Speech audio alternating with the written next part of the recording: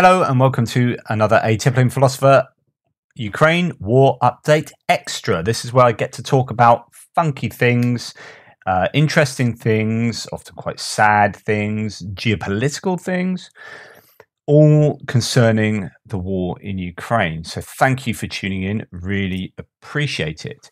What are we going to start off with today? Well, here is a Russian human rights activist says convicts who were recruited from prison by Wagner mercenaries, and I reported on this, weeks ago when Prigozhin, who's in charge of the Wagner PMC, went around prisons to desperately try and pick up troops, which was a reflection on the fact that there just weren't enough troops. This is before the partial general mobilisation that Putin did.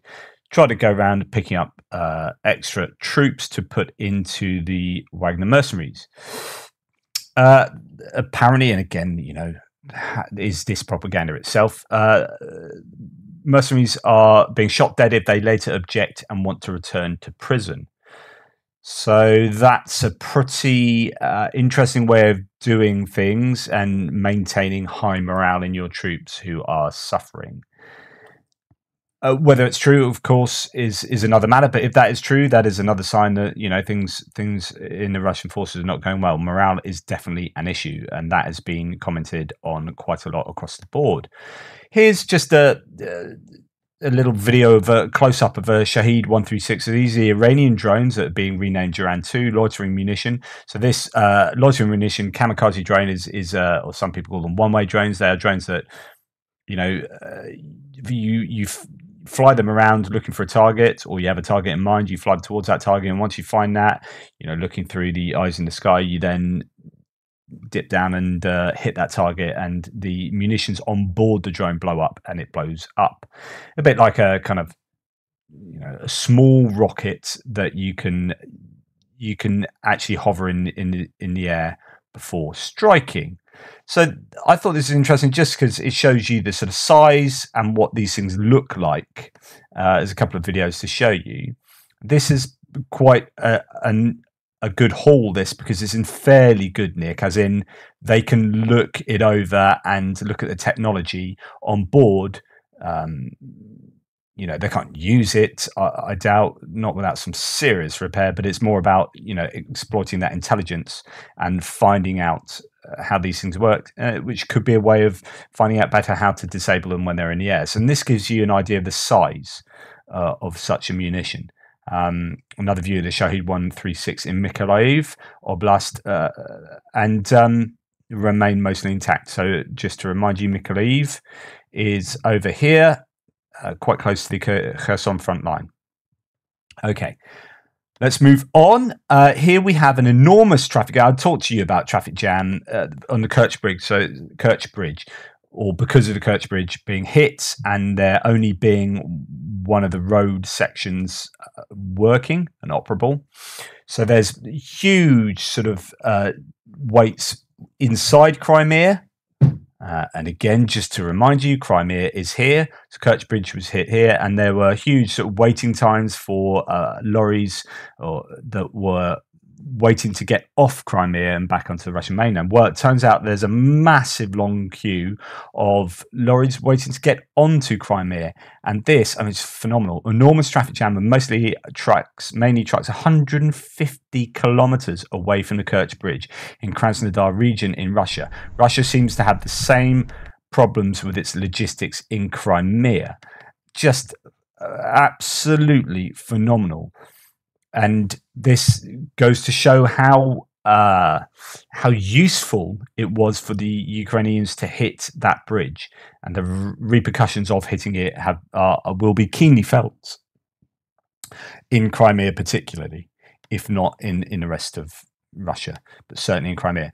I'm going to play you part of Ukraine, the latest podcast, and this is Roland Oliphant talking about the missile attacks that Russia have been doing on Ukraine. Now, just to remind you, the Kerch Bridge got hit, and the Russian retaliation was to hit loads of cities and energy infrastructures with cruise missiles and loitering munitions, kamikaze drones, and a whole variety of cruise missiles, and we'll talk about that in a second.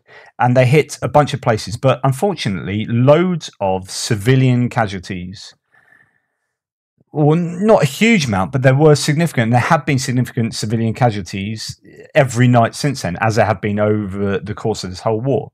And this has prompted a bunch of questions as to why are Russia, if they have got dwindling supplies of cruise missiles, why are they hitting civilian targets with these actually really valuable cruise missiles for them? If they don't have many of them, then using them up to just hit irrelevant stuff or stuff that's mainly civilian is a weird decision.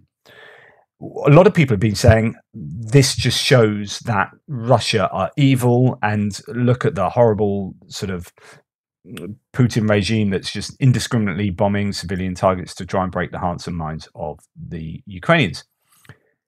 But possibly something that better explains this is the fact that they just don't have up-to-date maps of where stuff is.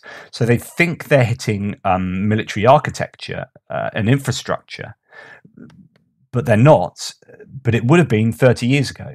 So here's a very interesting part of the podcast. And this is Roland Oliphant, who's in Zaporizhia. Zaporizhia is here, and Zaporizhia has been under incessant bombardments every night for months, really, but has also been particularly hit the last few nights with cruise missiles and other munitions. And he is talking about someone whom he interviewed, who used to be conscripted himself, I think, many decades back. I was talking to one of the neighbours who came out, this guy who was living across the courtyard from one of these places when it happened. He said, I was lying in bed. It was 1:30 in the morning. I was woken up by a boom, and I was counting the boom. And the first one was quite far away, and the second one was closer.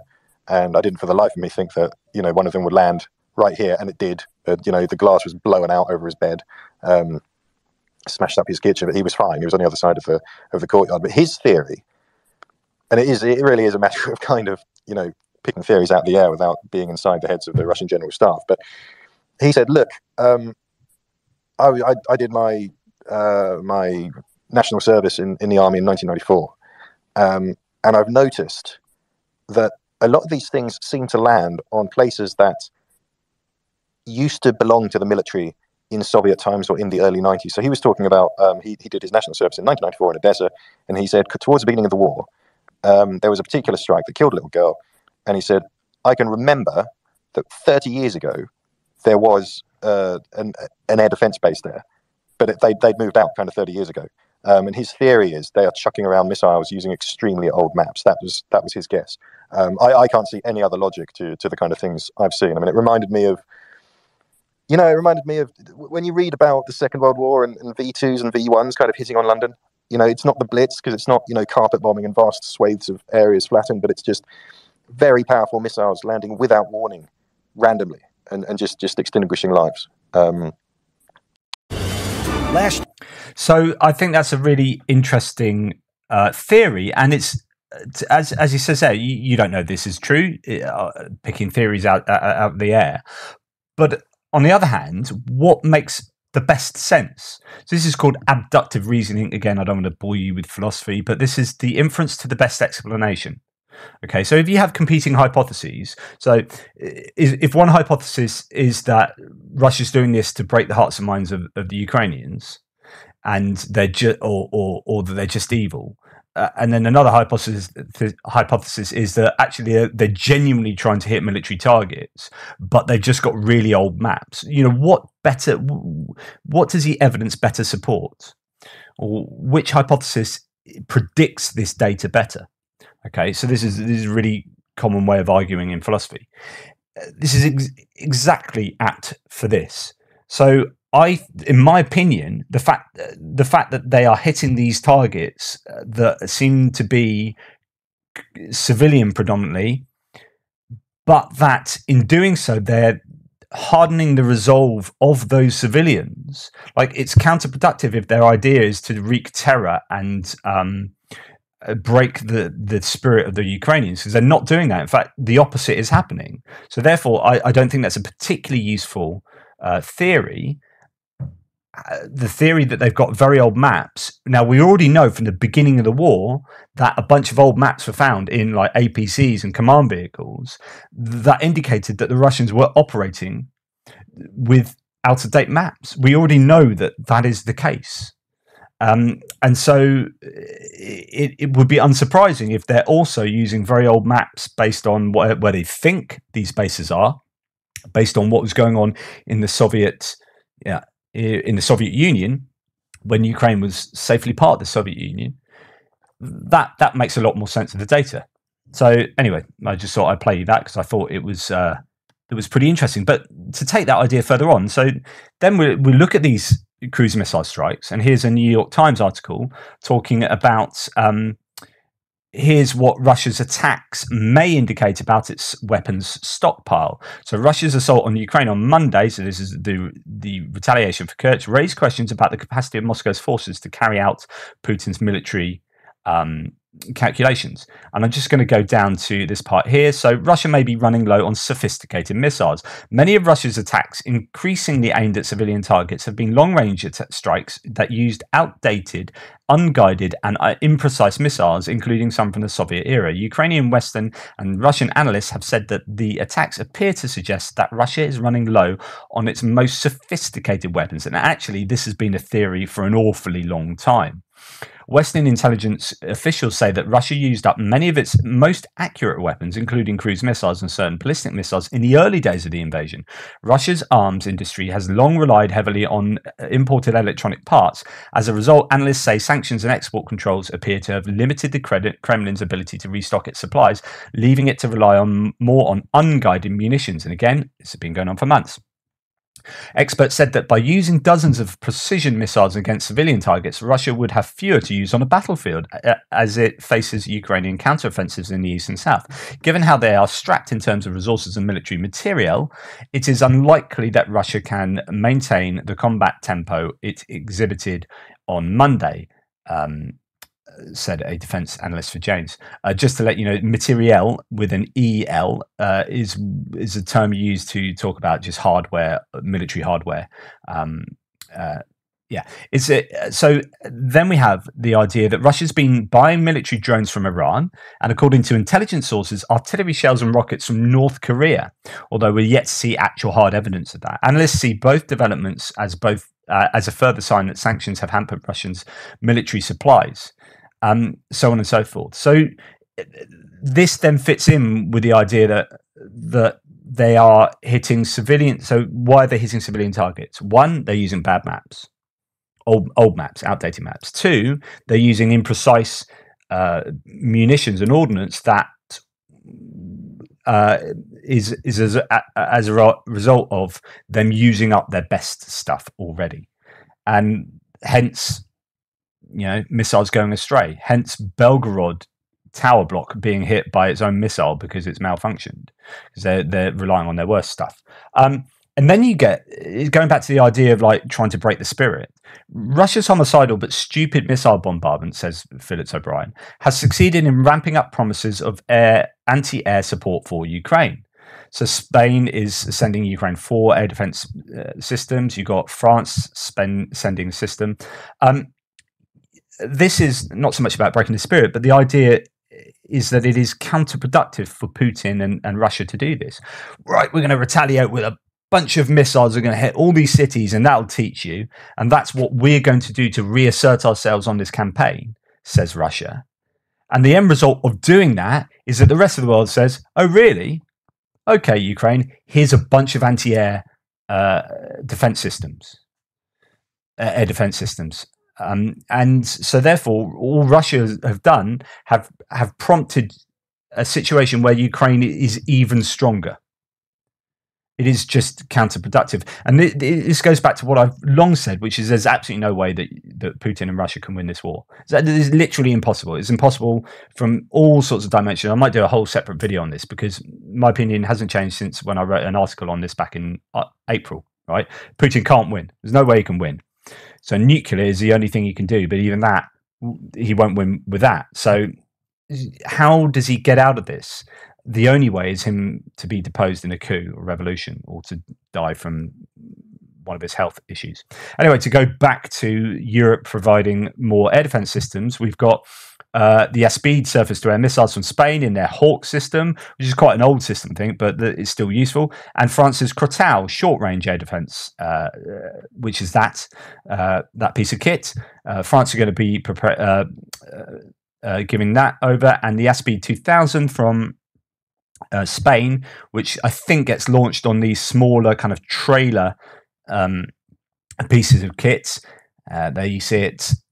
And that's so they're, I think, sending those Hawk systems, about 4 of them, and that will just help the Ukrainians no end. If Europe keep doing this with a whole bunch of different stuff, and as this article says, they are, different nations are providing different things, and Britain is adding to that with not so much the systems but the missiles. So we've now committed to providing AMRAAM missiles, which are capable of shooting down cruise missiles themselves. So they can be used in the NASAMS air defense systems that are already being provided. It's not just the systems, you need the munition. It's like the HIMARS. Yeah, it's great to have the HIMARS. Okay, what are we going to fire out of it? Because there's a whole range of different things that we can fire out of the HIMARS, and that will give you the different ranges.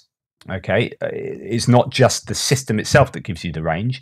It's not particularly the system, actually. It's the rockets, what you fire out of it, and that's the important stuff. So it's about combining both the systems and the rocket and the ordnance. The other thing kind of connected to this, I talked in my extra video yesterday, and loads of really interesting comments in the thread below. Thank you so much for your insightful and thoughtful commentary and discussion.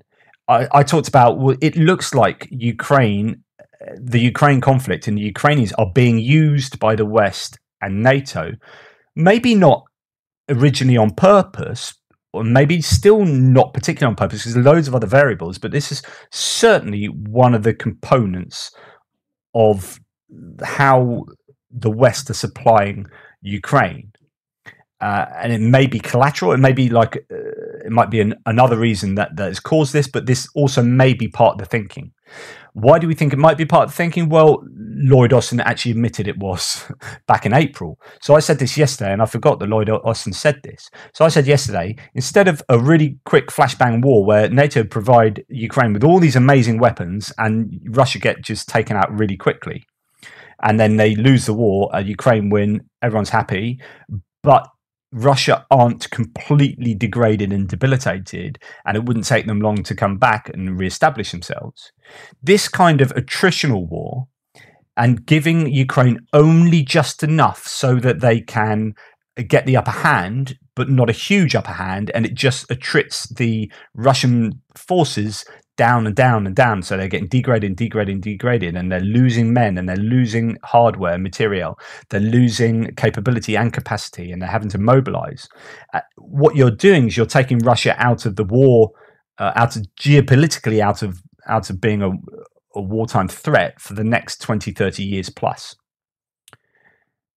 Are Ukrainians being used by the West for this greater good, right?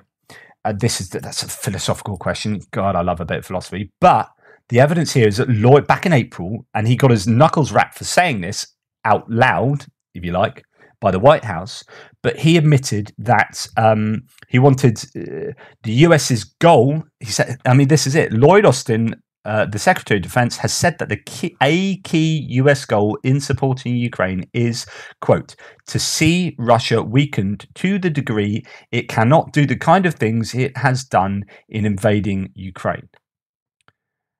Austin, speaking bluntly after a tour of Kyiv on Sunday, said Russia had already lost a lot of military capability and a lot of its troops, quite frankly, and we want to see them not have the capability to very quickly reproduce that capability. So in other words, to stop them reproducing that, you need to bleed them dry, so that they are just exhausted in terms of resources in the short term, but also the medium and long term. And economically, with sanctions, long-term sanctions, they won't be able to replace their lost capacity and capability. And is this all part of the thinking behind everything that the West and NATO are doing? And then you can have your larger philosophical questions, whether you can use people for a greater good. Right? This is a very common, you get this in the trolley experiment. Do we save 5 people from this train trolley going down a track by pulling the lever and it kills 1 person, but it saves 5? Hiroshima and Nagasaki, like, we forget almost to even morally evaluate that anymore. It's in our cultural baggage, and it's part of our cultural memory that we don't even evaluate it as whether it's like morally abhorrent and disgusting as a thing to do, because it's just part of what happened. But if that happened now, whoa! Imagine America came along and dropped 2 nuclear bombs on, I don't know, St. Petersburg and Moscow now. Imagine the outcry, right? But that's what happened in the Second World War. And they dropped 2 bombs that killed, 100 and something thousand people and 80,000 people, civilians, right? But the idea is that we're doing this, so the theory goes, to bring about a greater good, which is to save more people in the long run. So we're pulling that lever so that 1 person dies instead of 5 people. If we stop this war, then all this mass death that will happen, which will far outnumber those who died in Hiroshima and Nagasaki, is worth it. Now, you can argue that point. I'm just like communicating it. Here, are the Ukrainians being used by the West and by NATO as a way of completely debilitating Russia? But the cost of doing that are Ukrainian people, both civilian and armed forces, and Russian armed forces. And if that is the cost, then is that a cost that people are willing to pay who aren't those people, right? I don't know. Discussion for you guys down below. Go for it. That's the stimulus for you. And then this is okay, I'm going to move on to talk about mobilisation before I go off on a philosophical tangent. So mobilisation is a bad thing for Russia in many ways. One of the ways it's a bad thing is in terms of so let's assume 300,000 people are being mobilised. And let's also assume 700,000 people have run away. Okay. Escaped Russia.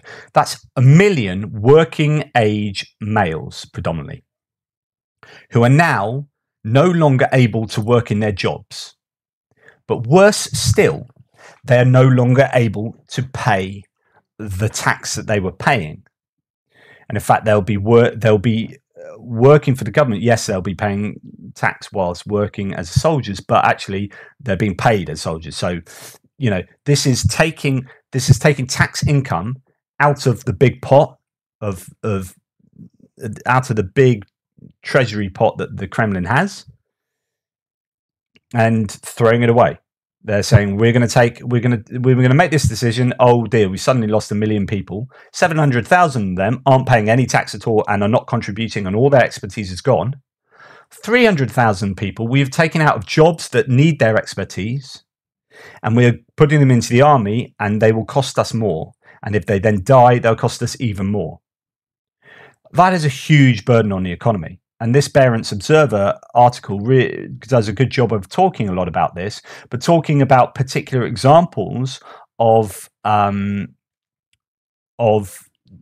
businesses affected. So Karelian businessman Vadim Makarov owns the MB Barbell sports equipment factory. Its products are sold globally. Although Makarov has won government awards, he has repeatedly criticized officials and authorities for hindering businessmen from working. He received another blow from the Russian state on September the 21st when Vladimir Putin announced a partial mobilization. Makarov's staff started getting draft notices. Today, he says, the main task of CEO is to prevent a collapse where you only have a few people with some special skills. For example, we have a foundry, and there are a lot of highly specialized jobs there. In particular, the lining man who makes sure the furnaces are operational. We have 3 of them, and 1 was drafted.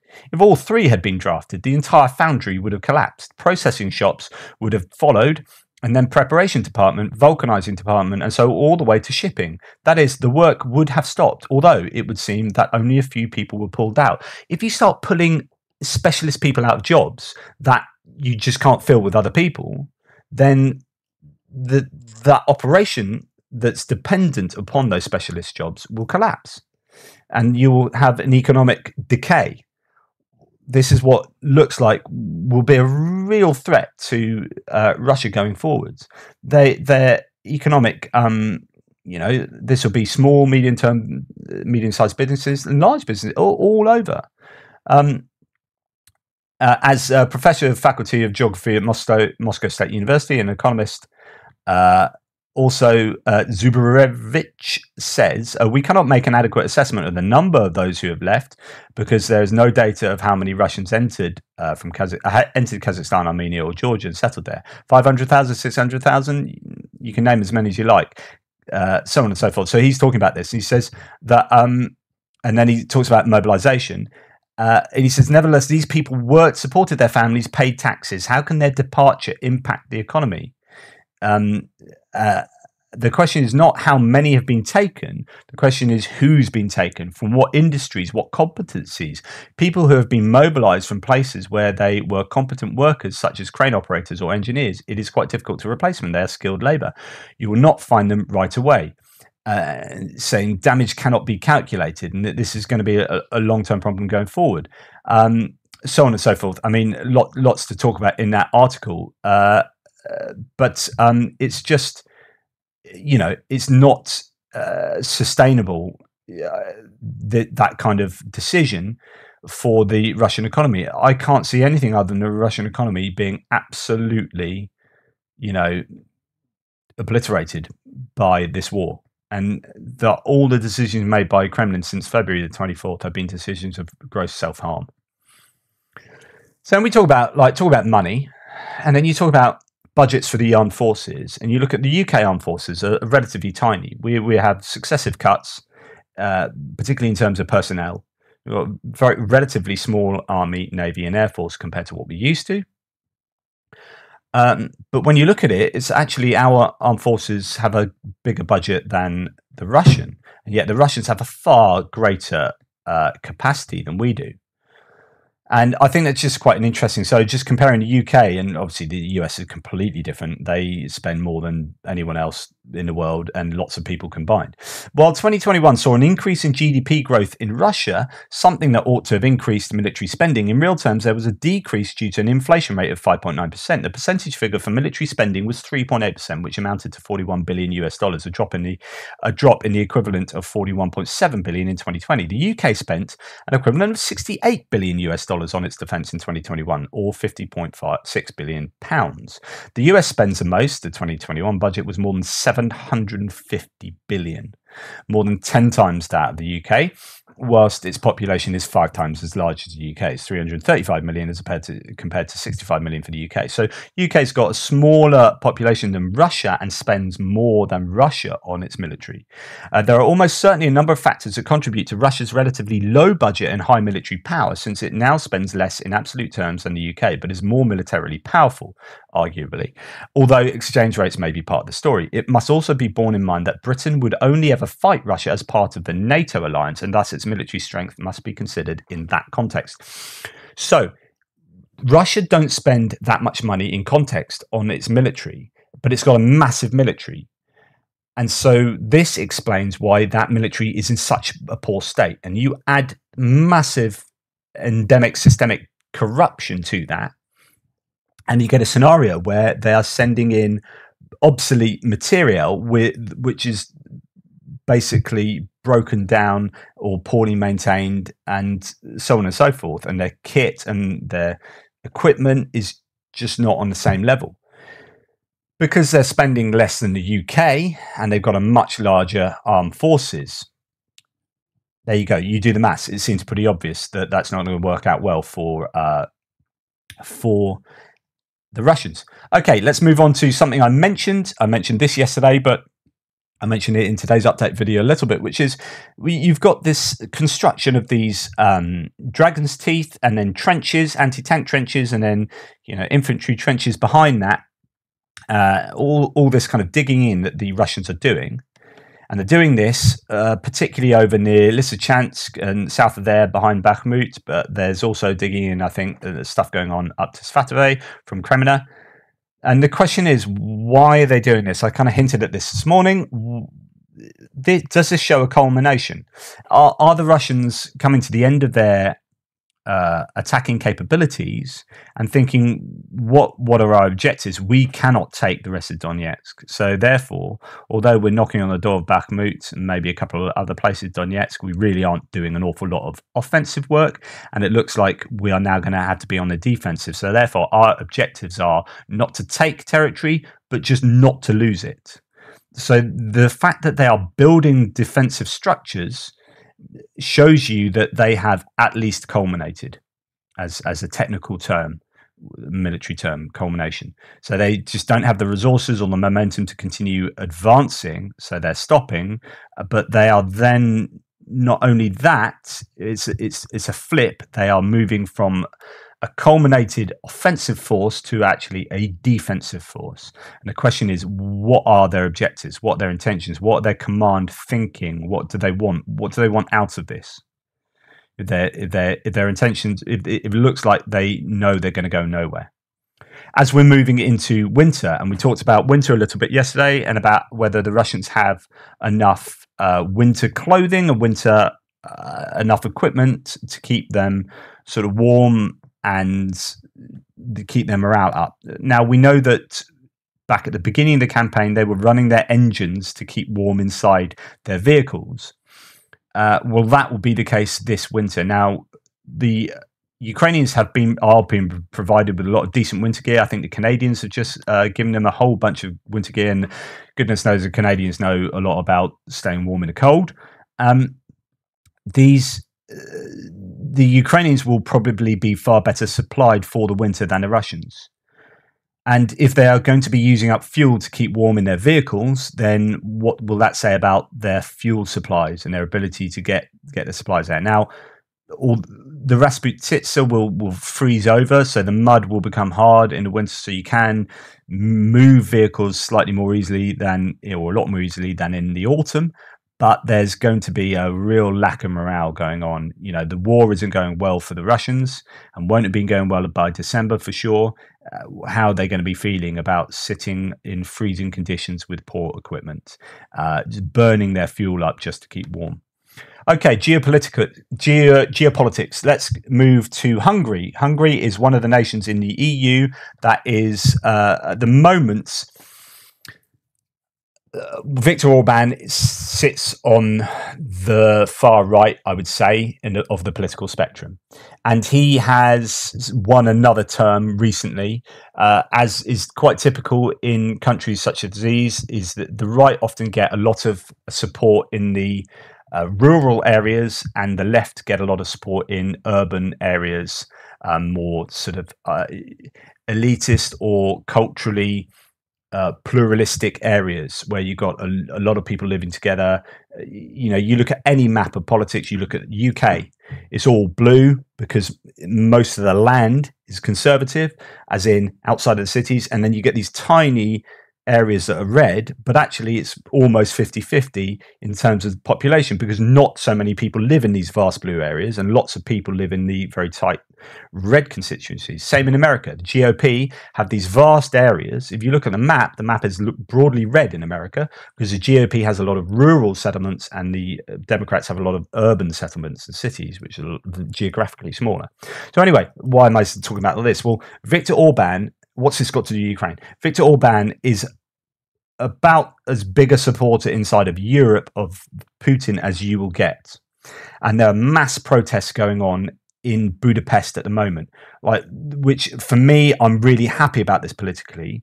But the question is, how big is this? Because is this just Budapest? Is this just the city of Budapest being, because this is all about education mainly at the moment, but he's defunding loads of education, doesn't want these liberal educational institutions and professionals doing their job, basically. He wants to control information. So we talked about fifth generation warfare and about the control of narratives and information. Here's a really good example. Orban really wants tight control over information. He's cutting down free press and has been, and that's how he's been able to stay in power, because people aren't getting accurate information, and the political opposition are not getting a fair crack of the whip, and it's which is why they're getting defunding from the EU, because they're just basically not adhering to the democratic principles of the EU. So anyway, that's why is that relevant to Ukraine? Well, if Orban is under a lot of pressure, that means that the support for Putin within Europe will dwindle. And this might have ramifications. It's just an interesting part of the whole geopolitical matrix of what's going on in the wider region. Just interesting there. Okay, let's move along to talking about information and the Russians getting their information, and the military bloggers and really far right nationalists in Russia who have their Telegram channels and their different different media to put out their narrative. Well, it turns out they've started turning on the on the Kremlin, really, for the decisions being made in Ukraine on a military basis or context. And over the course of the war, Russia or the Kremlin have really tried to keep those military bloggers on side, and actually have been changing some of their sort of policies in order to appease these people. Once you start annoying these people, if you lose them and you lose your leftist anti-war people, so you lose your pro-war because they want you to be more hardcore. They want you to eliminate the Ukrainian Nazis and all this kind of stuff. If you lose them and you lose the anti-war people, then you're kind of left in limbo in the middle and not achieving anything. The way of getting around this, so they're starting to get criticism from people like Igor Strelkov, or Igor Girkin as he's known. He is the guy that was in charge of really annexing Donbass back in 2014, and he led some militias down into Little Green Men down into the Donbass area to do that stuff, and now he's become this prominent voice of the Russian military blogger community. And War Gonzo and all these other people are now under pressure from the government. So 9 Russian military correspondents and military correspondent projects at once risk falling under criminal charges for discrediting the Russian armed forces. These are, and list some more there, including those 2 I mentioned. The content in their Telegram channels is already being analysed for fakes, defamation, and other prohibited and punishable things. According to our information, the statement to Roskomnadzor and the requirement to check the work of the above authors was signed personally by the Chief of General Staff on the part of the Prosecutor General's office. So this is coming right from the top. The reason for is the criticism of the Ministry of Defence and its decisions during the special military operation. How long the check will last is still unknown, but if the corpus delicti is collected and the guilt is established, the military correspondents will either get off with a fine or receive up to 3 years 3 years in prison. That is really interesting, and that will affect the narratives that you're going to see coming out from these people. Will they suddenly change as they had to fit in line with what the Kremlin wants? How are they not in line with what the Kremlin want right now? So on and so forth. So that's really fascinating move that's happened. Now, Igor Girkin, one of these, so it's super famous, as I say, for being the guy that basically, I think he was in charge of the Donbass at some point. Was he not? Or the Donetsk region. So here, what is he? Russian Army veteran and former FSB officer, so the Secret Service, Security Service of Russia, who played a key role in the annexation of Crimea by the Russian Federation and later the war in Donbass as an organizer of militant groups in the Donetsk People's Republic. Girkin led a group of militants into Ukraine where he participated in the 24 siege of Sloviansk, which ended after nearly 4 months in separatist defeat on the 5th of July. During the siege, he increased his influence and ultimately became the de facto military commander of all separatist forces in the Donbass region, which was confirmed by the Prime Minister Alexander Borodai of the DPR. Okay, and who appointed him as Minister of Defense in the territory. So this guy was big, and then went back to Russia, and then has become this military blogger on the right, who's now started criticizing Russia for not doing basically enough and well enough, and having a hint of at least honesty in that approach. But of course, he wants them to be even more aggressive and brutal. Well, it turns out that he's now going to the front with a volunteer unit. Does he feel he's forced to be? He's under investigation now. It's all very interesting. And I wonder what's going to be happening in this information network of Russian military bloggers and Russian nationalists. Okay, and the final thing is a terrible but important statistic, says Phillips O'Brien. There has been a discussion of the ratio of wounded to killed in this war. Often, historically, people have spoken of 3 wounded for every 1 killed. That ratio seemed far too high in this war for wounded. And the Kiev Independent General Staff mortality rate of seriously wounded Russian soldiers more than 50%. The high rate is due to low quality of medical care and reluctance of the Russian command to evacuate the seriously wounded to Russia, the General Staff of Ukraine's Armed Forces has said. The claim that basically half of all seriously wounded die, however, is extreme. It means that the eventual killed outright and from sounds would be more than the wounded and surviving. That's a shocking figure for a supposedly advanced military. Attributed to the shoddy state of Russian military medicine, the lack of proper medical supplies and basic medical training, the lack of tourniquets and proper tourniquet training systems extreme, as well as a terrible lethality of modern weapons. And by the way, this will definitely impact the Russian army's morale and willingness to risk action by common soldiers. If you feel you won't be looked after, it's corrosive. And that is a very good point. And as this person adds, have to factor in that those soldiers are also likely poorly fed. And we already know the initial invasion took place with rations that were out of date from 7 years previously. Just stunning. Like 2015 rations went out of date in 2015, and the army was sent in with that. So they're not being fed well. Their morale is low for lots of reasons, but not least that they're not getting medically attended to. And we're now seeing that the conscripts having to buy their own medical packs to come down. It's just absolutely shocking. So the wounded, the stats involved with the Russian wounded is really, really shocking for the Russians. Anyway, there you go. That's stuff that I thought was relevant to talk about. Let me know what you think about all my points and my tangents about philosophy and politics. But hopefully I'm not alienating people too much with my own position. I'm trying to be objective here and just trying to understand what is happening and how it might affect the war going forward. There you go. Thank you for hanging out with me. If you feel so generous, there's ways to support the channel in the description below. Buy me a coffee and PayPal and all that stuff. But just like, share, and subscribe if you can. That's really great. Or if you want to buy some merchandise, you can go to uasupporter.com/ATP and you can check out some of their awesome merch. So let's have a look at the tote bags, for example. You can get some tote bags that support the Ukrainian that support. In this case, it's UA supporter or reporting from Ukraine, and I just get a little bit of a cut on my channel. Anyway, thank you so much for all your help and support, and I will see you tomorrow.